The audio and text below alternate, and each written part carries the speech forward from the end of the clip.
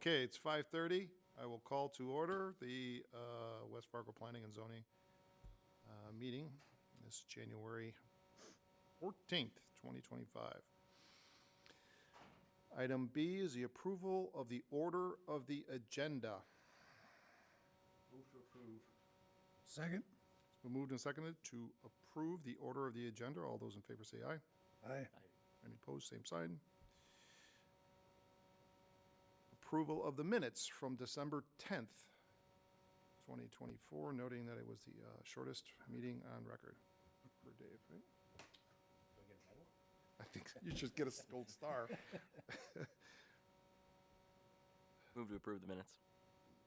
Second? It's been moved and seconded to approve the minutes as published from the December 10th, 2024 meeting. All those in favor say aye. Aye. Aye. Any opposed, same sign. Meeting minutes approved. So moving to the regular agenda, item 1, election of commission chair and vice chair. One thing to note, my tenure here will be ending after April. Is that? So I hit 10 years. You're in June. Is it? I can only do 2-term, 5-year terms. And that was one of the things, we were looking at the bylaws, and I noticed that. I was like, wait a minute. So, throwing it out there, I'd be glad to continue until that time, but then we will have to elect somebody else to take over. And, I have not been on this thing 10 years. well, Seems like a long, 2015. you know? Yes. So we can, Well, I'll make a motion to continue with Joe as the chairperson and Eric as the vice chair for however long we might be able to employ him. Second. Okay, you can have it. moved and seconded to continue with the current chair and vice chair. All those in favor say aye. Aye. Any opposed, same sign. Okay, I get to keep the gavel. Power is mine. Thank you for that. And I was very surprised when I saw that date. I actually can't believe it's been 10 years. So item 2 is public hearing, A24-32, which was continued the last month, and they wish to have this continued to the next meeting in February 11th. So do we have to discuss it at all, or just vote on continuing? Nope. Typically, you would ask if there's anybody here that was planning to attend the public hearing. One thing I noted, we opened public discussion and then closed public discussion on this topic last meeting. So is that closed, or we would just reopen it, or Yeah, I think our preference would be that we we reopen open it if there are people that did attend tonight Okay. that we're hoping to speak.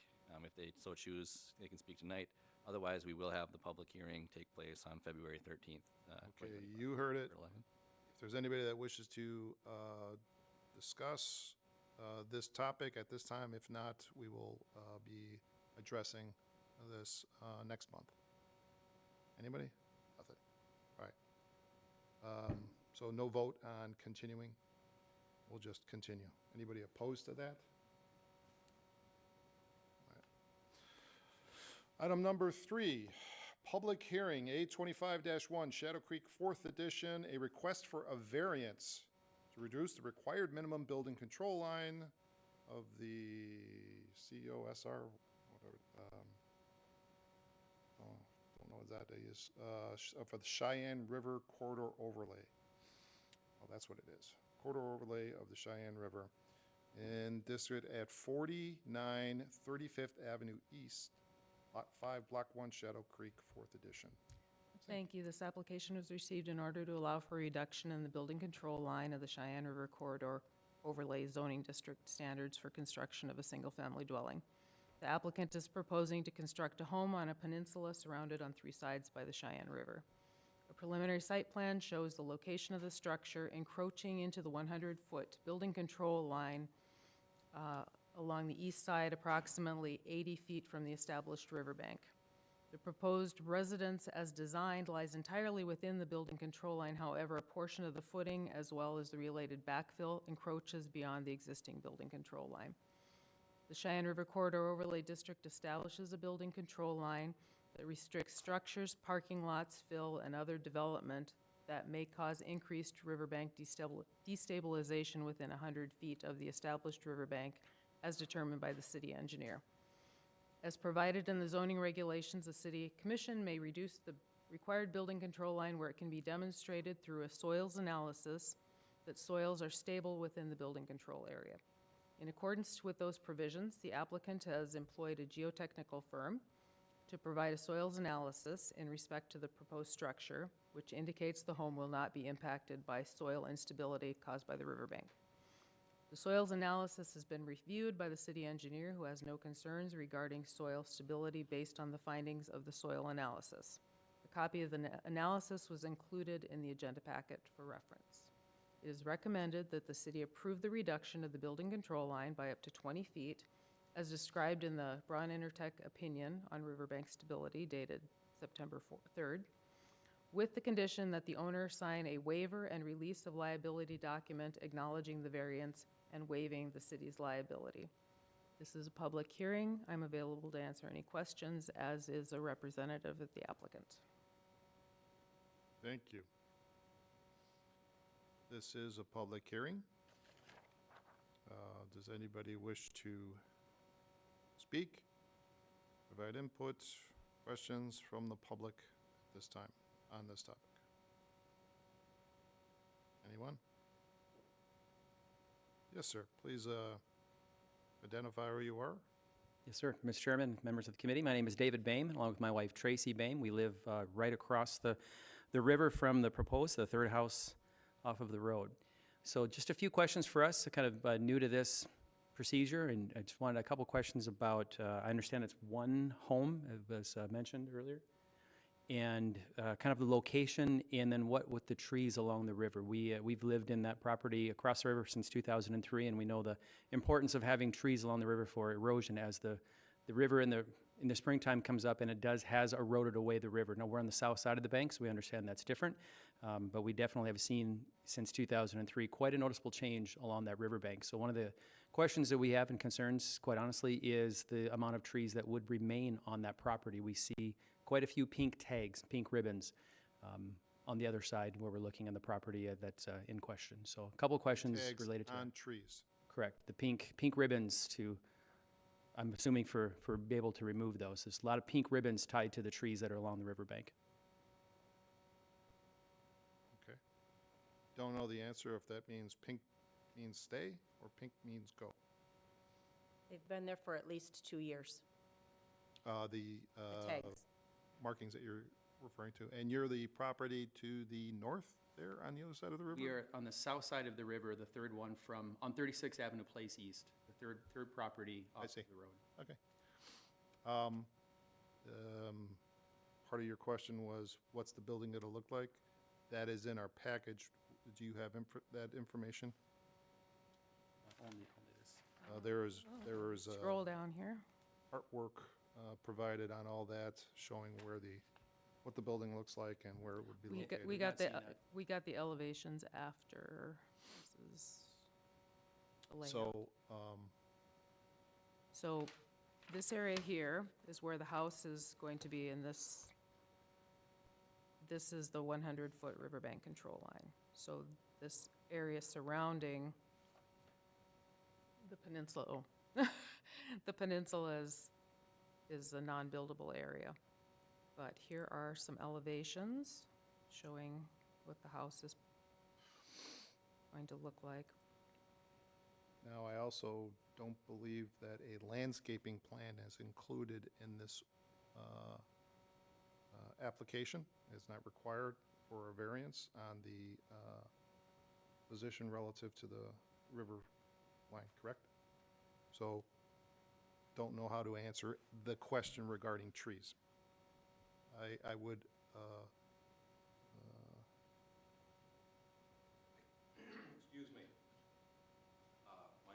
Mike Lloyd, I'm representing Chad Onstead, the future homeowner. And right now, with regard to the pink ribbons that are on the trees, that is nothing that we've done.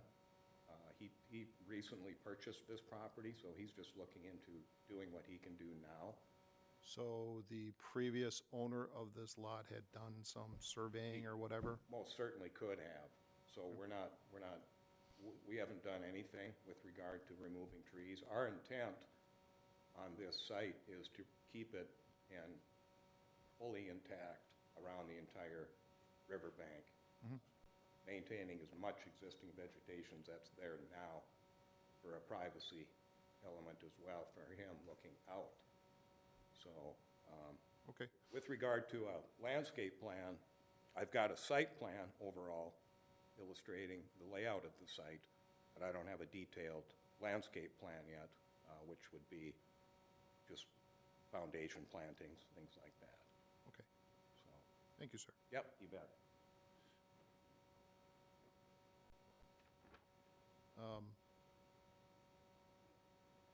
Any further comments, questions? Seeing none, I'll close the public input section. Commissioners? Just a question for staff. Excuse me.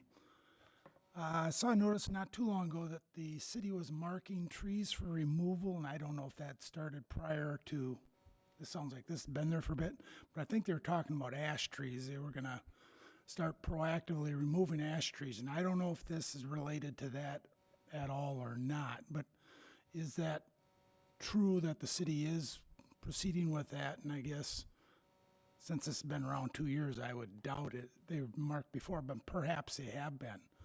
And I think, Aaron, you were shaking your head, yes, that there are requirements for keeping trees in place for bank stability so that it wouldn't cause erosion, which has been a problem along the Cheyenne River. Yeah, I can comment on that a little bit. So maybe two parts to your question there. The first part about the city forestry division starting to remove ash trees. I believe they are getting some type of plan in place or program off the ground. I also believe that those are more targeted towards public street trees. I don't know that that includes trees on private property. I guess I can't speak in terms of what the mitigation plan would be in preparation for emerald ash borer in relation to ash trees on private property. At the very least, I know there are resources available to homeowners that do have ash trees on their property. As to the second part of the question there about preservation of trees along the river, the Planning Commission may recall not too long ago, staff brought forward some updates to the landscaping ordinance. That ordinance did include some slight language modification to the area adjacent to the river, within the river setback area. And specifically, it doesn't prohibit the removal of trees along the river, but it does require that any trees removed within 50 feet of the riverbank, the stump and root system needs to remain in place for purposes of riverbank stability. So don't quote me, I guess, on the exact language there, but that was kind of the gist of it. Are there any other unique requirements for the riverfront as far as vegetation goes? As far as what has to be maintained or preserved? Not that the city has, no, but it's just that landscaping ordinance. Okay. I had a other question, if you're answered. This variance application is only then being done for this specific building as presented, not then opening it up for, okay, I got a variance for the encroachment onto the river bank. Now I could build something even bigger. So the variance then would be tied to this specific plan which was presented. Correct. So within the recommended motion there, or the recommended action, There is a reference specifically to the Braun Intertech report, and that report was specifically developed for the proposed structure here. So yes. Just maybe a procedural question. Should this variance be approved and the construction of this home not move forward and the property be sold, would the variance then stay with the property? Yeah, typically things like variances, we say they run with the land. So you're approving the variance for the property, not for the applicant. However, like I said previously, the Tying it to this plan Yep. does restrict. Yep. So if a new buyer were to buy the property and want to build the exact same structure, then yeah, in such a scenario, yes, they could move forward with that same variance. Okay. And it seems like this is maybe a little bit different than a traditional variance where there would have to be some kind of a showing for hardship, and it's actually kind of built into the code in this situation. Can you talk a little bit more about why that is and where this came from? Yeah, a little bit. I guess I can't speak historically where this originally came from, but you are right. The way that staff views these is a little bit different than a traditional variance. Traditional variance, requires the kind of the showing of the hardship or why we should be treating this property differently than any other property in the same similar situation. It's kind of I think staff's understanding that rather than creating a whole new process for approval of these, utilizing the existing variance process seemed to not have to reinvent the wheel or create a whole new approval process, if you will. I think it was if I had to guess, maybe some of the logic behind it. But the main component that staff is really looking at is the geotechnical report. And so that's really what staff is basing the staff recommendation on, is the geotechnical report provided by a licensed geotechnical engineer. We are not looking at the typical variance criteria, to your question there. Thank you. I think you're tying quite a bit of baggage onto this thing. You give them an extra 20 feet, but then they have to sign away any right to hold you guys accountable for what happens here. For that 20 feet, you're on your own. Something, if the thing starts sliding in the river, it's on you. I think I'd find a way to make it 20 feet smaller, but I'm glad we're doing that. So with that, I'd make a motion to approve, or recommend approval with the staff recommendations. What I assume is a deed restriction. Was that one of the recommendations? Well, I don't, it's that they have to sign an affidavit that they're not gonna hold the city liable. I don't know if that goes on the deed or what happens there. Yeah, that's a legal document that the city attorney's office drafts that will be presented as part of the city commission approval. Okay. Do I have a second? Second? It's been moved and seconded to approve the application as submitted with the 3 recommended conditions. Was it 3? I don't have it in front of me, Adam, sorry.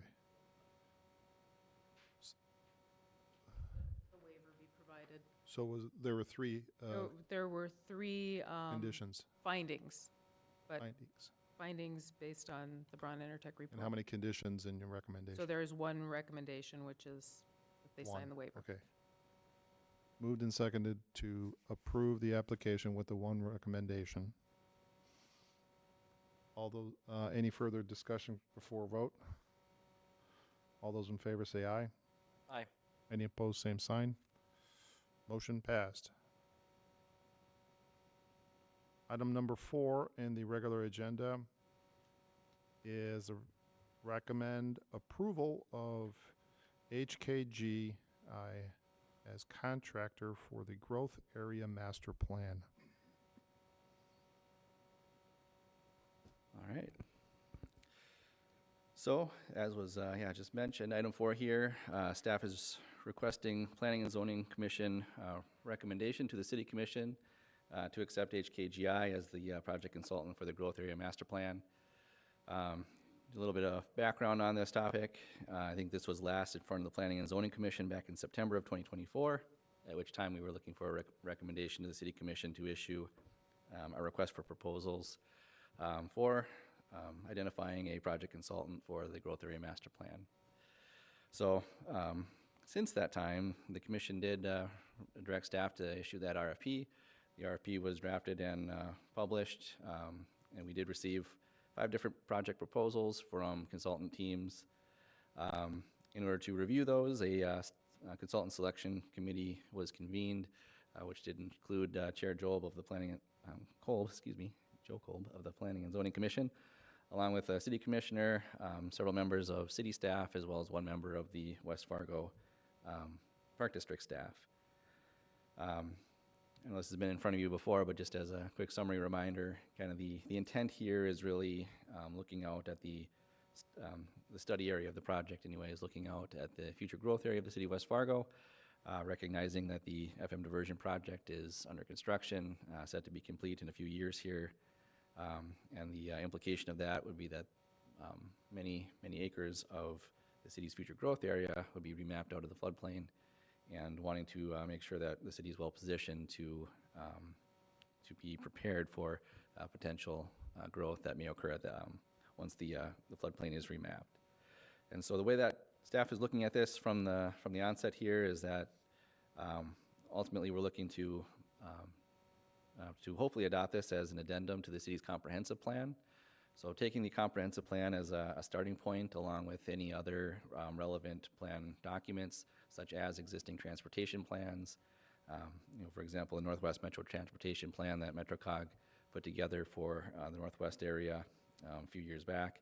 Taking those documents and stitching them together into a more fine-grained, more detailed recommendation for kind of on-the-ground expansion of the city and how we handle that. So taking the vision and goals of the comp plan and really starting to map that out on the ground in terms of translating those kind of conceptual goals and things, and starting to map that out into what that actually looks like on the ground. How are we actually responding to applications as they come in? So that's really a high-level overview of what the purpose of the plan document is. Included in the staff report here is a copy of HKGI's project proposal. I won't spend a whole lot of time, but can certainly answer any questions you have of staff on this. Kind of the main elements that I would just point out here is the project work plan section. This really outlines kind of their approach to the project and some of the major tasks that they will be undertaking as part of this. In order to get to that ultimate endpoint here, each task, they've got outlined some key deliverables, as well as some of the key meetings that would be taking place as portions of each of those tasks. And then right after that is the preliminary schedule, just to give folks an idea of what the timeline for this project is anticipated to look like. They've got it kind of mapped out here over roughly a year and a half, and so starting here, presumably next month, if the City Commission approves the contract here in Q1 2025, and then having substantial project completion here, hopefully Q2 of 2026. And then even after plan adoption, there would be some kind of lingering final tasks in order to have some of those kind of handoff meetings and kind of stakeholder champion meetings in terms of how do we turn this plan into implementation, or how do we, maybe there's some key findings or some key recommendations that come out of this plan that the consultant team would be helping kind of get us started on the right foot, if you will. So implementation is obviously kind of the hardest part of any planning effort, and so that is something kind of unique that I wanted to highlight here. As far as the Planning and Zoning Commission, you'll see these little green boxes identified here, and so there are several checkpoints throughout the life of this project that the consultant team will be probably attending Planning and Zoning Commission meetings, or else we might be convening unique topic-specific special meetings of the Planning and Zoning Commission, as well as other boards and commissions, in order to kind of keep you all involved in this project throughout the process here. In addition to that, some other things to just touch on. Task one is their public and stakeholder engagement piece, and so one of the first things they'll be doing is putting together a public and stakeholder engagement plan that will kind of further outline the various touch points that, opportunities for public input, meetings with various stakeholder groups or focus groups, whatever kind of those, however those end up getting defined. So, any, I guess, questions on the project? I'm happy to kind of dive into any level of detail you'd like, but a lot more of this will become more clear once we have a contract in place and the team starts to put some of these materials into focus. So. Yeah, I mean, just as I sat in obviously on the meetings we had and reviewed all the proposals that were submitted. It was 5, right? 5 submitted, 3 interviewed. Yep. To get to this one, all pretty good actually, I have to say. None of them were very, would have been fine with any of the companies that we were working with, so that was pretty high quality in that regard. And I gotta say one thing that I'm very pleased with is the task 3 being a major part of the objective is to understand the financial impact of any of the concept that gets put together as far as how we end up structuring this new land area for development, and how do you pay for it is always the big question. And supposedly they will have a way to estimate that. So will this group you put together, will they be meeting with this company before they start work on this, or is that, you already given them an outline of what you want them to do? Or? As far as the selection committee? Well, yeah, will they be meeting with, once you hand them the contract, will you be meeting with them prior to them doing their work, or do they already know the outline? Yeah. So the rough outline is included in this work plan here. It is pretty high level. And so part of any project like this is it does evolve throughout the life of the project. And a lot of that evolution comes from some of the listening sessions and the input that they seek, especially early on in the project. And so some of the first questions or information that they'll be presenting the city with or the public with is they're trying to get a handle on what's working, what's not working, what are these is the vision from the comp plan, is this accurate still, what are we missing here, some of those things. And so it's a lot of them taking information in from the onset. And then in terms of kind of what the meeting structure looks like, we'll identify a kind of a project manager, a liaison with staff, and so it'll be bi-weekly check-in meetings with staff just to kind of check in, make sure that everything's running smoothly on their end. If they need any resources from the city, they would reach out to that point person to get all of our GIS data to them to kind of start putting together their databases or whatnot. And then one of the, like I mentioned, one of the early aspects of task number 2, public and stakeholder engagement, it would be identifying, okay, what is this, are we going to have a steering committee? I think the answer is yes. Who's going to be on that steering committee? What are the stakeholders that need to be involved in this? What are the different stakeholder entities that we need to have focus groups with? That'll all be sorted out hopefully early on in the process. And then as we identify folks throughout the process too, there's, the stuff like that can be kind of ever evolving. So, but that is the main intent, is to have plenty of opportunities for that. And so, like I said, they did identify some of the key ones in terms of the City Commission, Planning and Zoning Commission, Park Board, and then kind of other partner agencies in those kind of 3 main milestones that are outlined on their project schedule here. So, I think the structure of the team and how they're getting input is very similar to our downtown master plan that we did a year and a half ago. sorry, I didn't catch the first Year and a half part of that. ago is when we did that, or 2 years? Yep, the structure though is Yeah, the structure of the project and how it's managed and input provided is very similar here. Yeah, yeah, and that's, pretty common with any planning study. It's kind of the listening, the inputs. They'll chew on it a little bit. They'll come up with some, several different concepts or scenarios. I present the different scenarios, pros and cons of different growth scenarios, if you will. Solicit more feedback on, yes, no, tinker with this, change that, and then ultimately kind of a reiterative process in terms of coming up with some recommendations or some possible solutions and different things, and then more input on those proposed solutions in order to kind of start to hone in on some final recommendations and things. So that's kind of the rough structure, I guess. Yeah. This is gonna be expanding into my township, like right away, so that's my interest. Mm-hmm. Yep. Anytime I can be included, if I can see, when you guys are having open meetings, I'm sure I'm gonna come. Yep.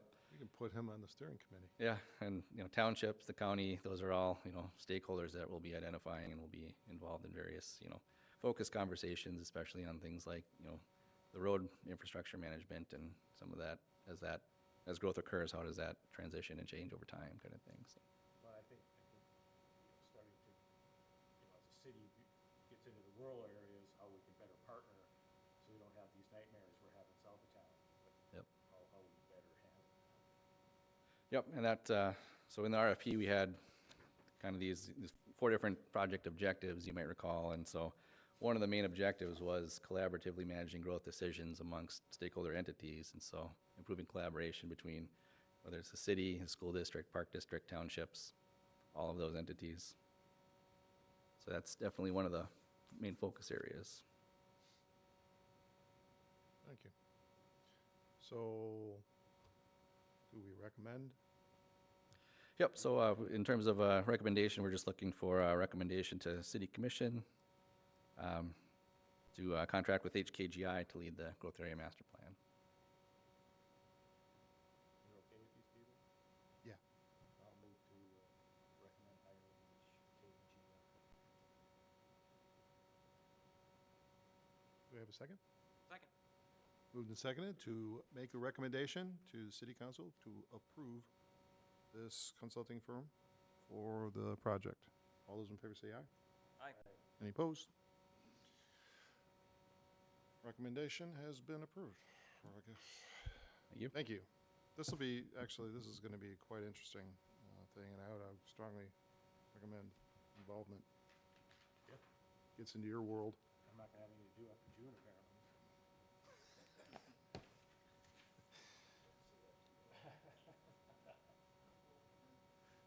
Okay, item number 5, review and approve 2025 Planning and Zoning Commission meeting dates. Do we have the calendar? Oh, there it is.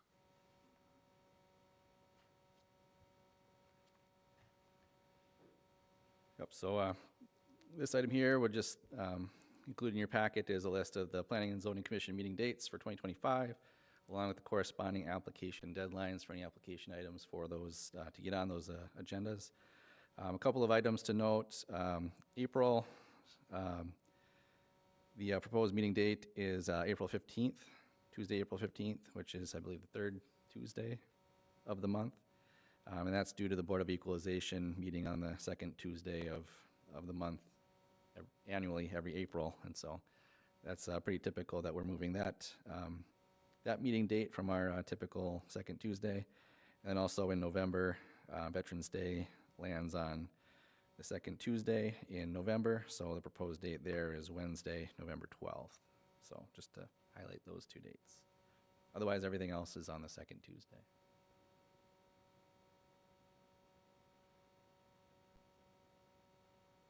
Looks good. Okay. I think so. Moved and seconded to approve the dates as presented. All those in favor say aye. Aye. Any opposed? All right. We got a schedule.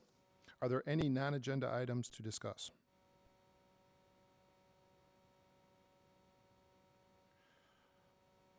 And the next item is, do we adjourn from the regular agenda? Move to adjourn from the regular agenda. Moved and seconded to adjourn the regular agenda. All those in favor? Aye. Any opposed? Okay. Regular agenda is adjourned. So now we have discussion items. First is the review of the bylaws. All right. So yeah, for this first discussion item, we wanted to bring forward the bylaws for some just refreshing, I guess, to update a few things. So included in your staff report is just a little cover memo that identifies I think there's kind of 3, call them maybe 4 items that we're looking to get some feedback on from the Planning and Zoning Commission. The first is just modifying and clarifying the name of the document. I think it's referenced as 2 different things within the document itself currently. And then we're proposing to add the term bylaws just to the name as well. That's kind of how we think of them anyway. The second request or proposal is to add reference to and clarify the role of ex officio members of the Planning and Zoning Commission as established by city ordinance. And so within Title 4 of the city ordinances, the chapter that kind of discusses the Planning and Zoning Commission, it does actually identify the city engineer, the city attorney, and the president of the city commission as ex officio members of the Planning and Zoning Commission. Kind of looking back over past minutes over the decades, we weren't able to find any reference to them being, really proactive members of the Planning and Zoning Commission. It's not referenced anywhere in the bylaws, and so the proposal is just to add a little section in there to basically identify them as the ex officio members, clarify that they are non-voting members, they do not count towards quorum, but that they are allowed to participate in discussion kind of when appropriate or when needed. So they can show up and participate as they see fit, kind of. So that's that proposal. The third one is kind of the main reason that we started looking at this in the first place, is to propose a reduction in the quorum of the Planning and Zoning Commission. So the Planning and Zoning Commission is made up of 8 members total, 5 members appointed by the City Commission, and 3 members appointed by the Cass County Commission. And so for the longest time, we've only had 1 member of representing the extraterritorial area appointed by the county. So we've reached out on a few different occasions in the past, and they've been looking for folks, but they haven't been able to find any volunteers. And so we've had, in a sense, 2 vacancies as a result of that, probably since I've been here, so over 3 years now. Well, April was also from, Okay, yeah, so April would have been the last. she was the other one, so we had 2 for a while. Yeah, so about Right. probably She was from, was she? I April thought was, she, yes, she was. I think so. So anyhow, we've had 2 vacancies for years now, and so it's not typically an issue, but we have had a couple of situations, and including today, where we were worried we might not get a quorum. And so the proposal is, in situations where we have 2 or more vacancies on the Planning and Zoning Commission, the number required for a quorum would be reduced from 4 members to 3 members. Once we have 7 members or 8 members back on the Planning and Zoning Commission, the quorum would go back up to 4 members for a quorum. So it's a little bit more dynamic in that regard. Hopefully we don't find ourselves with so many vacancies for so long in the future, but we found it to be kind of the reality that we're working with here lately. So we have reached back out to the county just to check in with them and see how things are coming with filling those vacancies as well. So.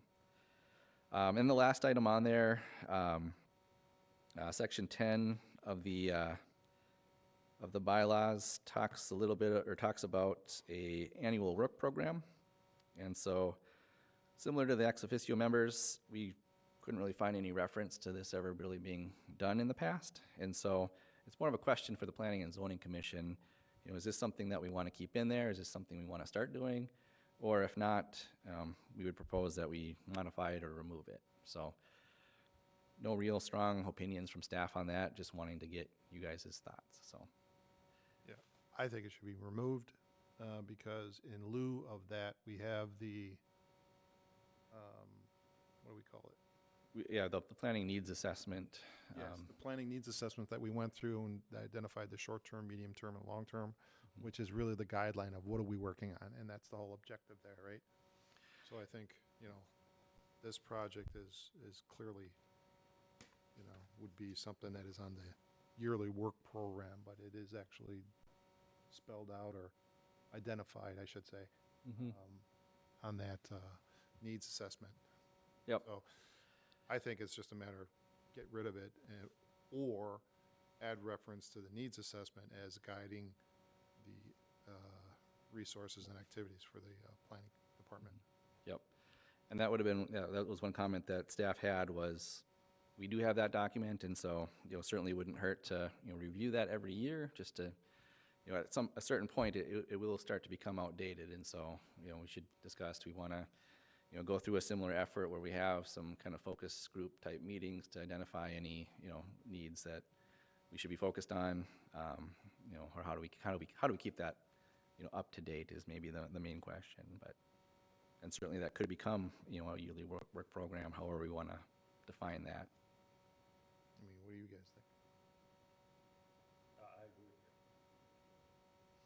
you. And the thing about the quorum, my opinion is, yeah, the recommendation you made, it gives us a little bit of leeway. As long as there's no other rules that we're violating by having 3 as a quorum, I don't know.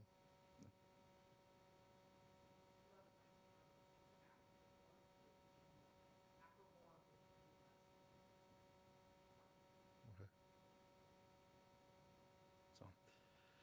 So yeah, this is, discussion only today. The intent was to introduce this, hear any, immediate feedback that you all have, and then to potentially bring it back next month for an actionable item, just to go through and make these updates and changes. So certainly if you have any additional comments after today, don't hesitate to reach out to staff between now and then. Okay. I like the changes. I think it'll be good. And then we've got short-term rentals. What's that all about? Yes, so the other discussion item we had was relating to a first draft of, and it's a pretty rough draft. It's When we say short-term rentals, is that like Airbnb?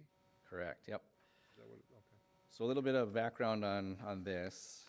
Several months ago, the City Commission directed staff to look into the topic of short-term rentals, to which staff put together a little summary kind of overview memo to the City Commission and outlined kind of several options for them to consider. Ultimately, the City Commission kind of took that under consideration and then further directed staff to draft an ordinance as well as a licensing structure for short-term rentals for their future consideration. And so A licensing structure, which would be managed through who? through the city somehow. So all those details have yet to be worked out. The kind of the first step that we've taken is staff from several departments, we've met one time just to talk about, what the issues are, what are we trying to accomplish, what are we trying to manage with the ordinance here and licensing. Based on that discussion, this is the first draft of an ordinance that was put together, relying very heavily on other communities and other jurisdictions that have established similar ordinances and license structures. And so this is a discussion only. Kind of the next step that staff would be taking is reconvening that multi-departmental group to talk through this first draft and to further kind of refine it. But because this does touch on land use and it will likely involve, a very light touch, but potentially to the Title IV zoning requirements, we thought it appropriate to bring in front of the Planning and Zoning Commission for some initial, feedback and you guys' thoughts that we can then take and start to incorporate into the staff discussion as this thing further evolves in the not too distant future here. So, Well, let me ask this. When somebody buys a house and then rents it out and uses it as an income property, is there any licensing requirements for that? not currently. And so what is driving the request to create some sort of regulation on that same scenario, but just for Yeah. a week or whatever? shorter term. Yep. Is there a need that has been identified or some sort of conflict that we're trying to resolve? Yep. So the concerns raised, or at least that were voiced at the city commission, were related primarily to, not everybody, but there are certain times where you have problem properties, where you have rentals that, might host parties, or you have kind of a revolving set of new neighbors, every weekend. And it's mainly related to, some of the more code enforcement type issues, noisy parties. That's handled through noise ordinance type things. It can be handled in a number of different ways. From the police department perspective, they feel that they're lacking some of the enforcement tools necessarily. I think they would appreciate a little more teeth to some of the existing noise ordinances and different nuisance ordinances. And so that's all part of the ongoing discussion in terms of what this thing might look like. Okay, but then handle it through changes in the ordinances, not through some other licensing mechanism for a property. Yep. So the city commission was presented with a few different options. One of those options was to take a look at our existing ordinances and further define and refine existing nuisance ordinances and things. Ultimately, though, the city commission did direct staff to develop the licensing and a specific short-term rental ordinance. Well, I think it's a good idea, because basically you're moving a hotel into a neighborhood. And I've been hearing that real estate investment trusts are starting to buy homes up in certain areas and renting them out in short term. And, Sure. I don't think anybody in the neighborhood would want 3 different properties in their neighborhood being short-term rentals for, buys and games, concerts, all this other stuff that these are neighborhoods, that, there should be, children and Yep. people who live there. I mean, it's you're mixing some commercial stuff in here. But how is that different from longer-term rental? Well, then that becomes their home.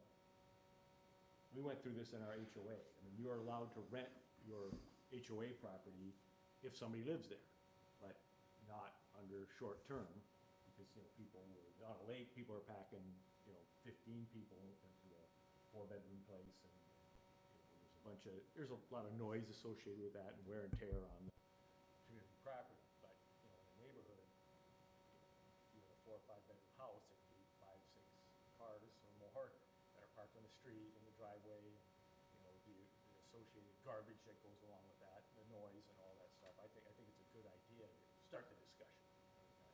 I get what's happening.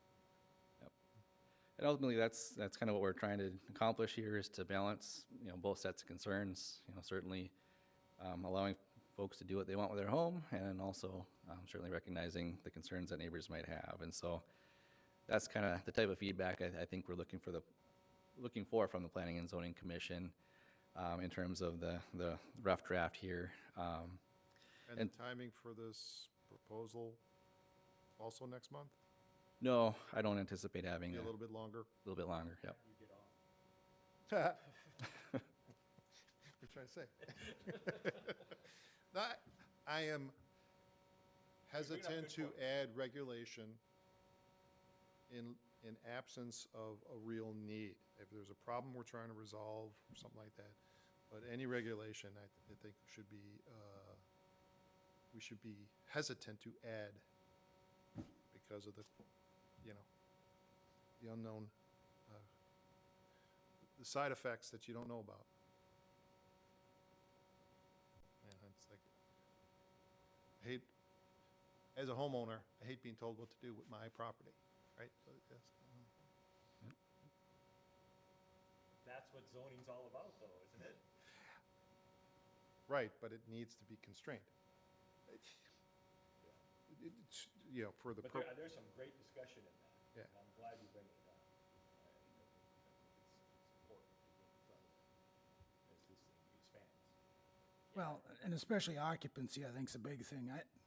We've rented some VRBOs and other places, and at least a lot of them I've gone to, they've got it right by the front door. number of occupants you can have total, so you're not having people renting them and having a party house. That's what we're trying to avoid, is to keep the peace in the neighborhood. Yep. So, kind of section 4 of the ordinance, for example, does have some specific standards for short-term rentals. So number 1 there is the occupancy limits. Number 2 talks about some of the noise, maintenance, junk and debris, just kind of reiterating that these, some of these existing ordinances also still apply to short-term rentals. Shouldn't be any exterior signage. You shouldn't be able to tell that this is a short-term rental, from the street. Should fit in with the neighborhood.